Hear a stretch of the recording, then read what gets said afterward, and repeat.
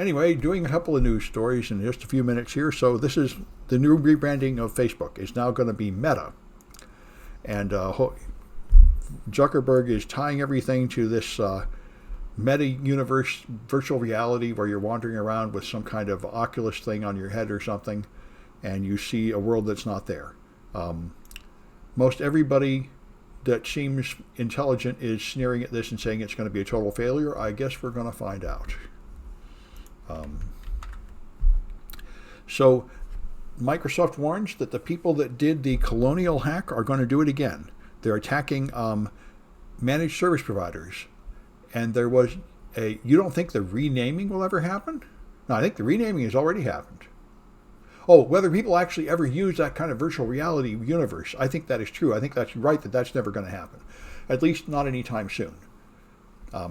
That's what I think. I agree with the other people that are very skeptical that we're really going to be living in virtual reality to any significant extent.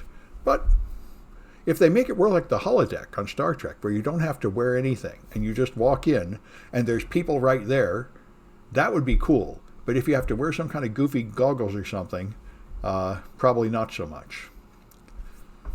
Anyway, so the supply chain attackers are attacking again. And they're attacking resellers and technology service providers. And if you take over a managed service provider, you can go for all their clients. So it's still going on in case anybody thought it stopped. And Microsoft has detected it and is warning about it. Yeah, hard light holograms. There you go. That's what we need. So 2 Chinese teams claim to have quantum supremacy. Google claimed about a year ago to have quantum supremacy. Quantum supremacy is when a quantum computer is faster than a normal computer.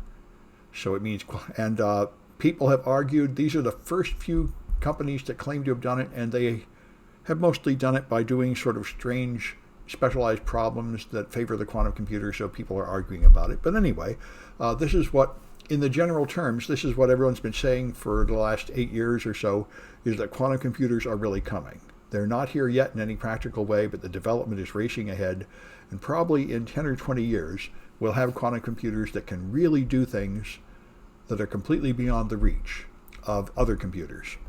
And that means, among other things, we have to upgrade our public key encryption, and that contest is currently in progress. Probably in about a year, we'll have official recommendations of new public key encryption algorithms to use, which will resist quantum computers. So we should have that stuff years before we need it. But we'll all have to upgrade our protocols within the next decade or so. And probably new interesting features will come out of these quantum computers as they develop and can do productive things besides just cracking cryptography. But nobody really knows quite what they can do yet. And CNN is now selling their shows as NFTs, specialized celebrity moments, like the fall of the Berlin Wall. You can be the official owner of those pictures in the same sense of NFTs, which doesn't mean hardly anything, but they're jumping on the bandwagon and selling the NFTs. So, like I say, I'm teaching cryptography and I'm teaching blockchain and smart contracts everywhere, and it doesn't appear to make any sense at all, but there it is. And I realized, when I was talking about this at a conference, there's a lot of things that make no sense at all, like handguns and cigarettes and alcohol and prostitution and gambling. There's a whole bunch of just stupid things that go on, and it's important to know about them. Even though they're stupid things, it would probably be better if we just didn't do them. Those things are going to happen anyway. So it's worth knowing about NFTs, well, even if they don't make any sense. A Bay Area meme maker is having a merch and NFT drop at Dolores this weekend. Yeah. Well, I guess they're here to stay. We ought to get used to them. There's a certain amount of old fuddy-duddies like me that complain that this doesn't make any sense, but our opinion doesn't appear to matter. Actually, if I go to the store, like 90% of the stuff they sell makes no sense to me. I guess it's just capitalism, right? If there's somebody that'll pay for it, then there's a market. Somebody sees some value in it, just not me.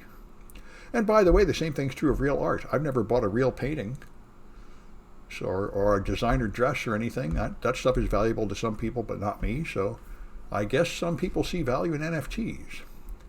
Anyway, I'm going to stop this recording.